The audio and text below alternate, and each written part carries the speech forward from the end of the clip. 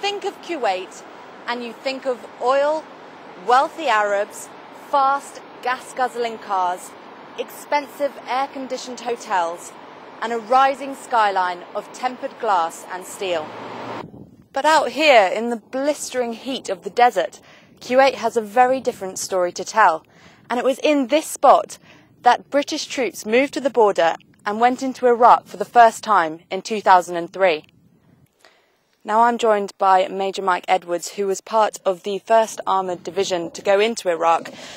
Major Edwards, can you tell us, what would this area be like 7 years ago?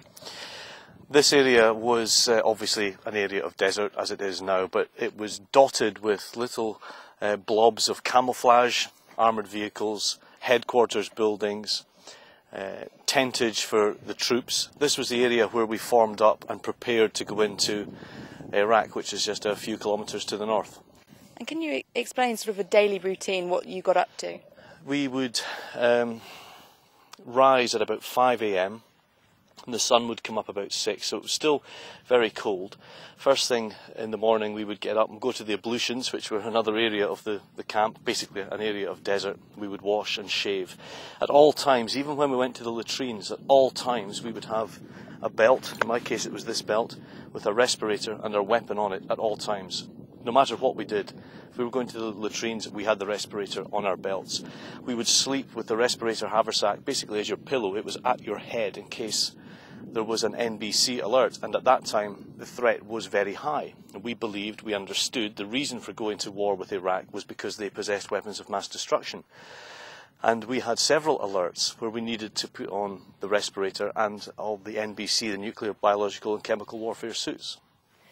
And were there many times that you felt under threat from the Iraqis? We, on the first couple of days, received many Scud alerts, and on many occasions we were racing to get into our respirators and our NBC suits and dived into what we called the Scud pits, basically scrapes which went down about 20 feet into the ground to get below the surface of the ground. And we could hear, after some time, we could hear these missiles screaming in, and we could hear them exploding out in the desert. And the scariest bit was not the explosion, it was the worry, the belief that what was coming on the wind to us was botulinum toxin, was anthrax. We didn't know what these missiles could possibly be carrying, and it was very, very, very frightening.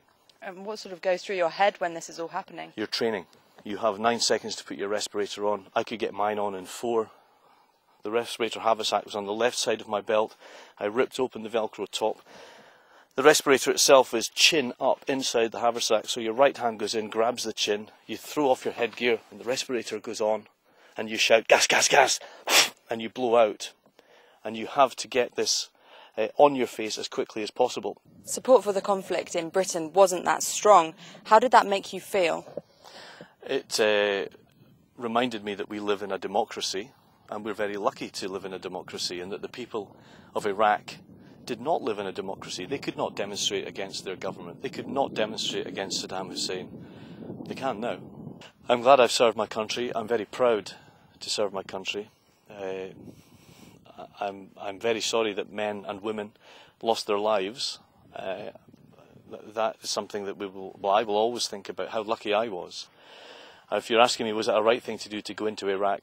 Yes, it was. Certainly, definitely an experience I don't think you'll ever forget. Do you think it's changed you? I wouldn't be an honest human being if I said it hadn't changed me. Yes, it has changed me. And I remember coming back, I remember people saying, you know, oh yeah, I've just bought this brand new car and it's, 8-cylinder, 6-litre engine, da-da-da-da-da-da-da. And thinking, well, the petrol that car runs from comes from Kuwait and Iraq. It comes from the Gulf. People have died to secure the ongoing supply of that oil. And I just think that there was a huge gap between civilians and the military.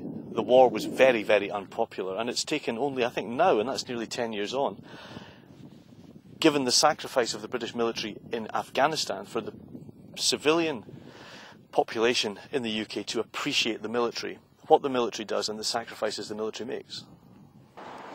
Since the discovery of oil, This tiny Middle Eastern country is looked on with envious eyes from its larger Arab neighbours.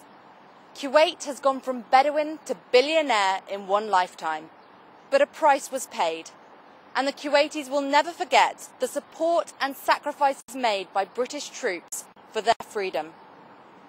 Alex Lodge in Kuwait City.